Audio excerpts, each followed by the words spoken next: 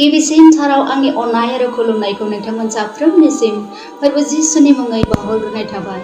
दिनै आं नोंथांमोननि गेजेराव मोनसे गोजोनथाव खौरां लानानै फैदों आरो बेनो जाहैबाय अनलाइन सिंगिं कम्पिटिशन। दिनै जोंनि गेजेराव गोबां बेबायदि टेलेन्टेड सुबुंफोर दङ, नाथाय बेबायदि मोजां खाबुफोरखौ मोननो हायाखै आरो जायनो इसोरा बेबायदि रोजाबनो हानायनि बोरखौ होदों, दिनै नोंथांमोना बेबायदि मोजां खाबुखौ मोनदों।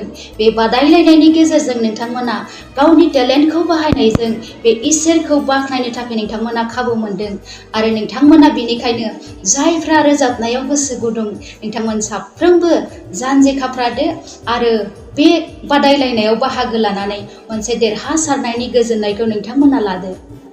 आरो बे बादायज्लायनायाव जेबो बैसो सुनाय जानाय नङा। गोसो गुदुं नोंथांमोन साफ्रोमबो बेवहाय बाहागो लानो हागोन। बे बादायज्लायनायनि मुं थिसननाय हाबाफारियाव जेबो बेसेननि गोनांथि गैया आरो बे बादायज्लायनायाव माखासे नेम खान्थिफोरखौ होनाय जादों।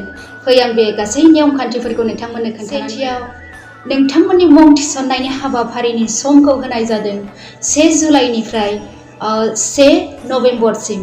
नोंथांमोना बे समनि गेजेरजों गाव गावनि मुंखौ गोजौआव होनाय जानबुं नाम्बारनि गेजेरजों नोंथांमोना बे हाबाफारिखौ आबुं खालामनानै लानो हागोन।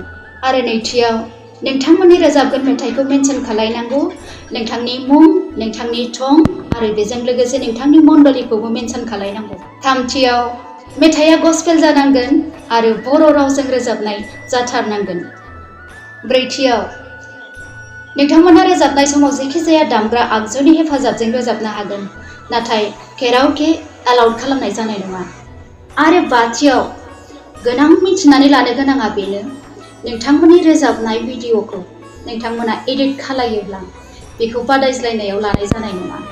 नोंथांमोननि रोजाबनाय भिडिअ'खौ गोजौआव होनाय कन्टेक्ट नाम्बाराव नोंथांमोना फाथायहरनो हागोन आरो नोंथांमोना जुदि माबाफोर मिथिबावनो आद्रा दङब्ला नोंथांमोना कन्टेक्ट खालामनानै नोंथांमोना मिथिनानै लानो हागोन। जोबनायाव रोजाबगोन साफ्रोमखौबो इसोरा आशीर्बाद खालामथों। आंनि गोसो गोरबोनिफ्राय अननाय आरो खुलुमनाय नोंथांमोन साफ्रोमनिसिम बावहरफिननानै आं दिनै बेसेयावनो दोनथ'नाय जाबाय। गोजोन्थों।